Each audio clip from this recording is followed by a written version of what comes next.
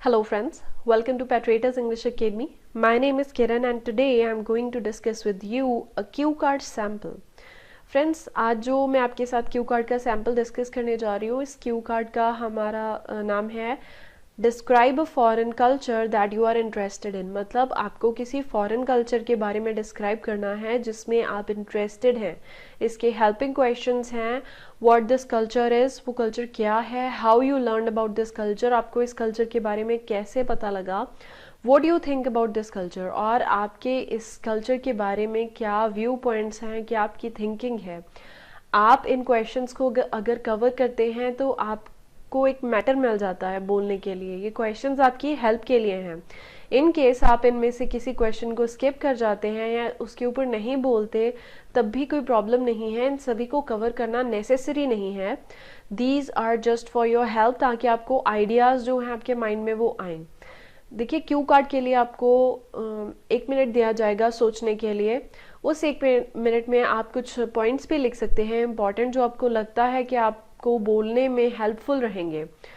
उसके बाद जब आपको एग्जामिनर ये कहेंगे that start, at that time आपको बोलना शुरू करना है। और हो सकता है कि वो आपकी स्टोरी कंप्लीट होने से पहले आपको स्टॉप कह दे, तब भी आपको पैनिक नहीं होना है। आपको बस यही कोशिश करनी है कि जितना भी टाइम आपको दिया जा रहा है बोलने के लिए, आप मैक्सिमम 2 मिनट्स तक बोलें।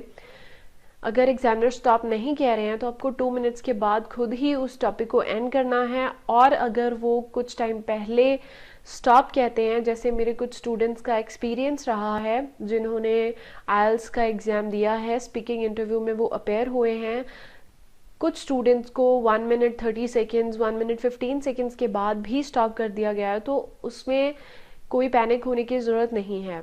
आपको जितना टाइम दिया जा रहा है उसमें आप अच्छा अपना जो टॉपिक है अच्छे से उसे डिस्क्राइब करें और अपनी स्टोरी को अच्छे से प्रेजेंट करें। जो भी आपके माइंड में है उस पर्टिकुलर टॉपिक को लेकर कोशिश करें कि आप उस टॉपिक से इधर उधर ना जाएं।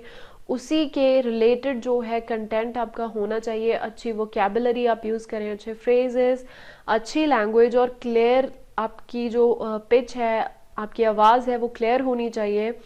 ये सब चीज़ें जो आपको दिमाग में रखनी है। आज का हमारा टॉपिक जो मैंने अभी आपको बताया, describe a foreign culture that you are interested in, इसका मैंने यहाँ पर एक सैम्पल लिखा है, मैं वो आपके लिए रीड कर देती हूँ। आप इस स्टोरी को अपने अकॉर्डिंग मॉडिफाई कर सकते हैं। आपको जैसे भी आपका एक्सपीरियंस रहा है या आप किसी फॉरेन कल्चर में इंटरेस्टेड हैं, you can write here, it's just a sample for you. So I read it. In the present times, the national boundaries between nations have disappeared, exposing us to foreign culture. Today, I would like to describe about a foreign culture that fascinated me the most. In 2016, I went to Canada and stayed there for a period of 3 months. During this time, I realized that the Canadian people are the most polite in comparison to the masses of other nations of the world. Wherever you go, the 3 words that you'll hear the most are sorry, thank you, and you're welcome. These words are ingrained in their culture. Before they start a sentence, they use the word please, and I do not think that this is the case with any other nation.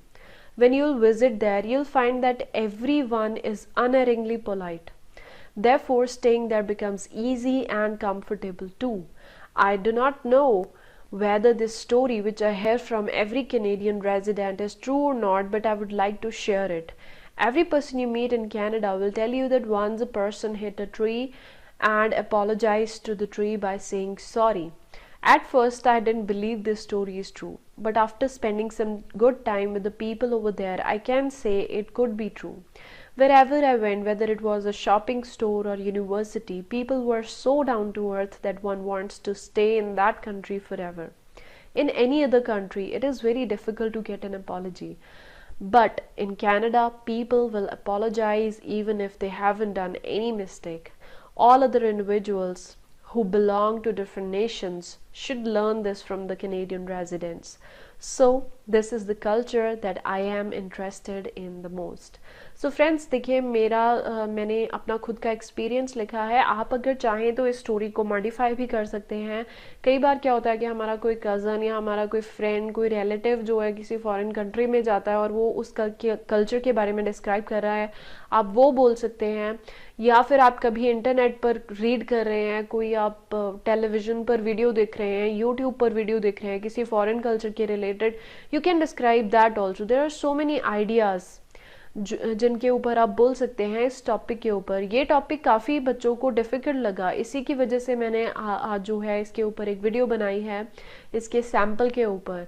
If you like this video then please do not forget to share it with your friends, और आप like ज़रूर करें इस video को। अगर आप इस तरह के वीडियोस देखना चाहते हैं आगे भी, तो आप मेरे चैनल को सब्सक्राइब ज़रूर करें। If you have any questions, any queries related to any topic in English or IELTS, please feel free to ask me in the comment section. आप मुझे Facebook, Instagram और मेरी email ID पर भी पूछ सकते हैं। Thank you.